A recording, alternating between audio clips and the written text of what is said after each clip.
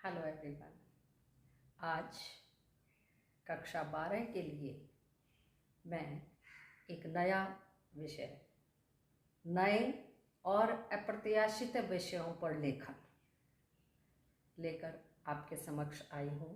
आज मैं आपके साथ इसी पर चर्चा करने वाली हूँ, क्योंकि बहुसंख्य स्टूडेंट्स ऐसे हैं जिन्हें लिखना बड़ा कठिन लगता है। परीक्षा में भी जब निबंध आदि लिखना होता है तो वो उसको भी बड़ा शॉर्ट लिख देते हैं, यानी शब्द सीमा देने के बाद भी वो बहुत कम लिख पाते हैं। और उसका मुख्य कारण होता है क्योंकि आज का बच्चा स्वाध्यायी नहीं है। जब हम पढ़ेंगे नहीं तो शब्द हमारे दिमाग में कहाँ से आएंगे। हिंदी की वोकैबुलरी कमज़ोर होती जाती है और इसी कारण से लिखने में असुविधा होती है और लिखने का कार्य कठिन लगने लगता है। इसका एक अहम कारण है अभ्यास का अभाव। मानती हूँ टेक्निक का युग है और टेक्निक का प्रयोग भी करना चाहिए, परंतु जो कार्य हमें हाथ से लिखकर करने का है, मैनुअल करने का है, वो हम कंप्यूटर से या अन्य किसी टाइपिंग से कैसे कर सकते हैं। परीक्षा की कॉपी में लिखना है, वो आप कंप्यूटर से, फोन से, किसी भी तरह की टाइपिंग से कर ही नहीं सकते, और वह निर्धारित समय में तब पूर्ण कर पाएंगे जब आपको लिखने की प्रैक्टिस होगी। लिखने की प्रैक्टिस आपको खुद करनी पड़ेगी, कोई अध्यापक नहीं कर पाएगा आपके लिए, आपको स्वयं ही करना होगा। तो लिखने का अभाव, अभ्यास का अभाव। फिर आ जाता है लेखन का तात्पर्य या आशय यांत्रिक हस्त कौशल नहीं। केवल हम यंत्रों का प्रयोग, यहां से उठाया, एक जगह से हमने पिक किया, दूसरी जगह कॉपी पेस्ट, वह नहीं होता। क्योंकि जब तक हमारे दिमाग में विचार, कोई विषय आप ले लीजिए, जब तक हम उस पर विचार मनन नहीं करेंगे तब तक हमारे दिमाग में नए नए शब्द, नए नए विचार, नई नई रूपरेखाएं नहीं आएंगी और हम उस विषय को विस्तार से नहीं एक्सप्लेन कर पाएंगे। क्योंकि मौलिक लेखन क्या है? मौलिक लेखन वही है जिसको हम स्वयं लिखते हैं, और स्वयं लिखने का मतलब उस विषय का हमें गहन अध्ययन करना होगा। अध्ययन करेंगे, विषय को समझेंगे,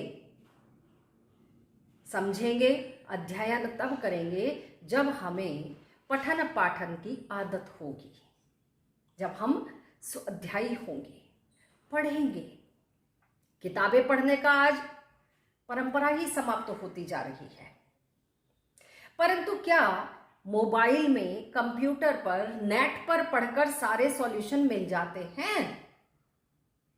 नहीं, क्योंकि वहां भी लिखने वाले हम और आप जैसे ही लोग होते हैं।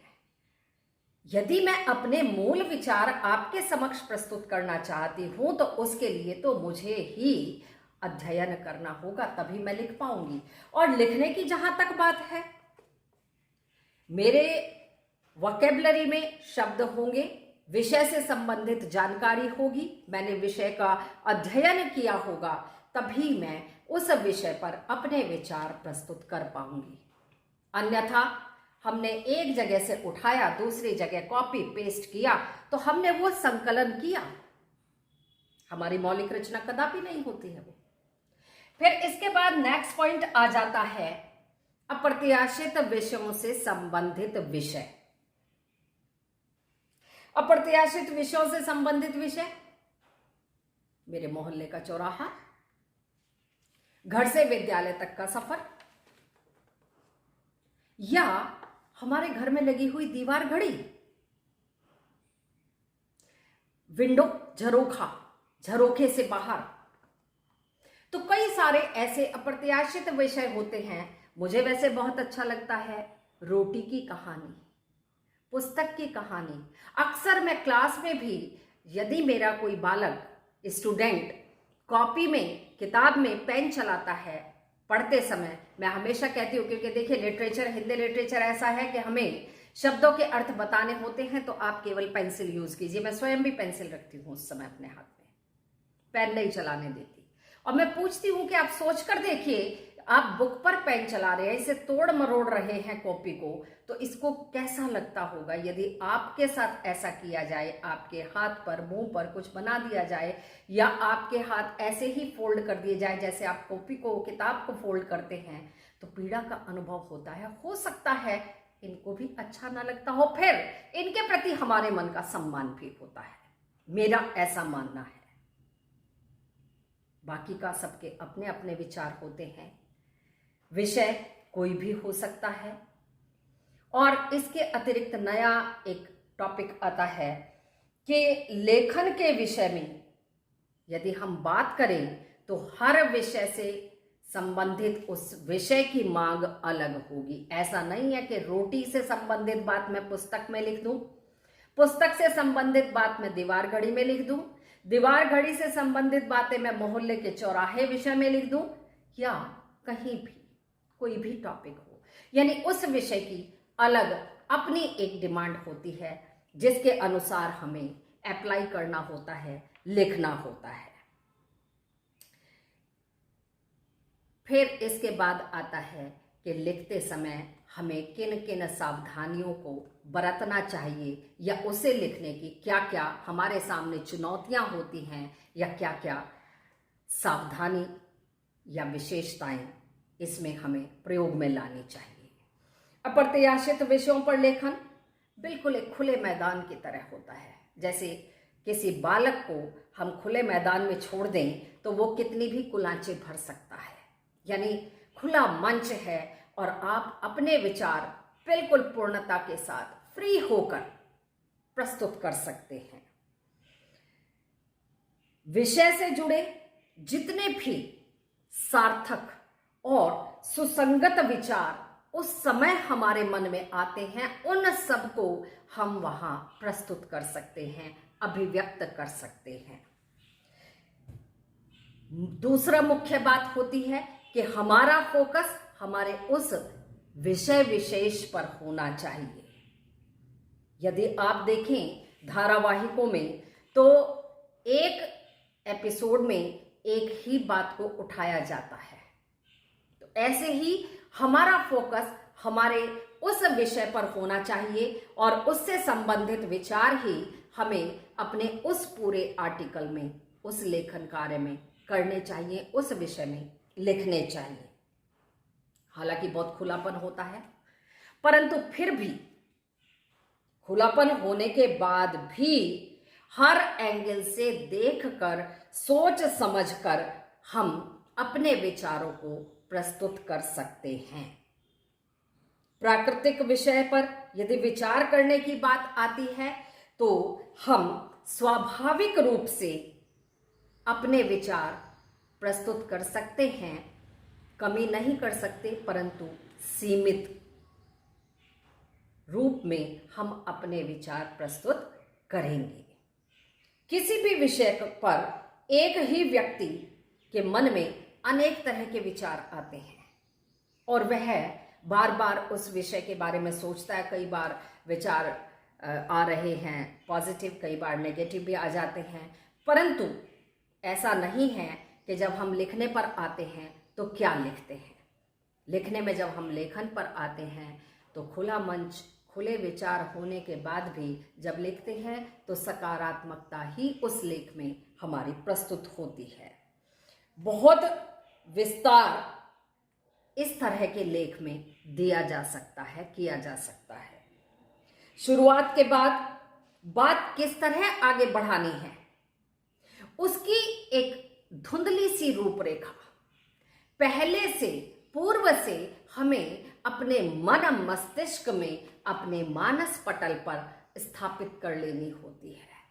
फिर उसके बाद हम अपने विचारों को क्रमबद्ध तरीके से एक के बाद एक आगे बढ़ाते चले जाते हैं, अर्थात लिखते चले जाते हैं। ऐसे आर्टिकल में विचार सुसंगत होने चाहिए। यदि ऐसा नहीं होगा तो पाठक हमारा बोर हो जाएगा और वह उसमें रुचि नहीं लेगा। तो विचार जब हम करें तो उनको, क्योंकि विषय से संबंधित विचार होंगे, उनसे जुड़ी बातें होंगी, तो वो सुसंगत भी होंगे। मैं की शैली का प्रयोग आमतौर पर जब हम निबंध या कोई भी लेख आलेख लिखते हैं, कोई प्रश्नोत्तर होता है, तो उसमें हम अक्सर मैं की शैली का प्रयोग नहीं करते। परंतु इस प्रकार के आर्टिकल में यह हमें छूट होती है कि हम मैं की शैली का, अर्थात कहने का तात्पर्य है कि इस प्रकार के जितने भी लेख होते हैं या लेखन कार्य होता है, उस सब में हमें ये आज़ादी होती है कि हम खुले रूप से अपने विचार प्रस्तुत कर रहे हैं और इसमें हम मैं का प्रयोग भी कर सकते हैं, क्योंकि ये हमारा अपना उत्तरदायित्व होता है कि ये आर्टिकल मैंने लिखा है। एक एग्जाम्पल, उदाहरण झरोखे से बाहर मैंने टाइप किया हुआ है, वो इस वीडियो के साथ मैं अटैच करूंगी। आप उसको पढ़िएगा और फिर नए विषय पर लिखने की आप प्रैक्टिस अवश्य कीजिएगा, क्योंकि मेन चीज होता है स्वाध्यायन करना, पढ़ना। हिंदी किताबों को भी लाइब्रेरी में आप लोग जाते हैं तो पढ़िए, क्योंकि आपके पास शब्द भंडार होगा। कहीं यदि आपको बोलने के लिए खड़ा कर दिया जाए, कहीं आपको कोई आर्टिकल लिखने के लिए दिया जाए, आप तभी अपने विचार प्रस्तुत कर पाएंगे जब आप अध्ययन करेंगे। किसी भी भाषा का हो, मेरा दबाव ये नहीं है कि आप हिंदी ही भाषा में कीजिए, आपकी इच्छा है। पर हाँ, यदि एज अ सब्जेक्ट आप हिंदी पढ़ते हैं तब हमारे पास वोकैबुलरी होनी चाहिए। तो आप झरोखे से बाहर अवश्य पढ़ना, और पढ़ने के बाद फिर अपने ही मन से नया कोई आर्टिकल लेकर अवश्य लिखिएगा। प्रैक्टिस जरूर करना लिखने की, तभी आप परीक्षाओं में भी उन 3 घंटे में अपना पूरा पेपर ठीक प्रकार से संतोषजनक स्थिति में सॉल्व कर पाएंगे। इस अंक में मैं यहीं अपनी वाणी को विराम देती हूँ। आगे फिर आपसे भेंट होगी नए विषय के साथ। धन्यवाद।